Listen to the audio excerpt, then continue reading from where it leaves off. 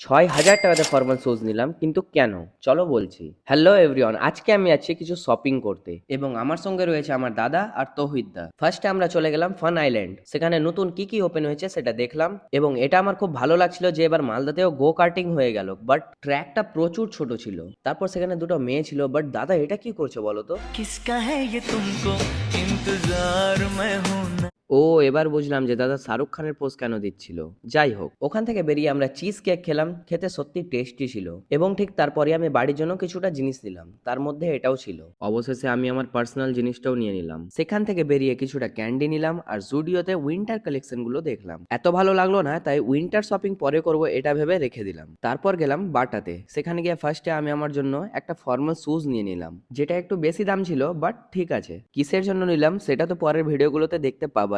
তারপর স্যান্ডেল গুলো দেখছিলাম, বাট ডিসাইড করতে পারছিলাম না যে কোনটা নেব। স্যান্ডেল গুলো সত্যি খুব কমফোর্টেবল ছিল, তাই দুটোই নিয়ে নিলাম। লাস্টে একটা পার্সের সেট নিলাম, যেখানে একটা কার্ড পার্স, একটা কি চেইন আর একটা রেগুলার পার্স রয়েছে। সেখান থেকে বেরিয়ে ভাবলাম যে একটা পারফিউমও নিয়ে নিই, তাই ভেলাভিটার একটা পারফিউম নিয়ে নিলাম। বাস, এখানে শপিং কমপ্লিট। তোমাদের কোনটা জিনিস সবচেয়ে বেশি ভালো লাগলো কমেন্টে অবশ্যই বলবে। দেখা হচ্ছে নেক্সট ভিডিওতে।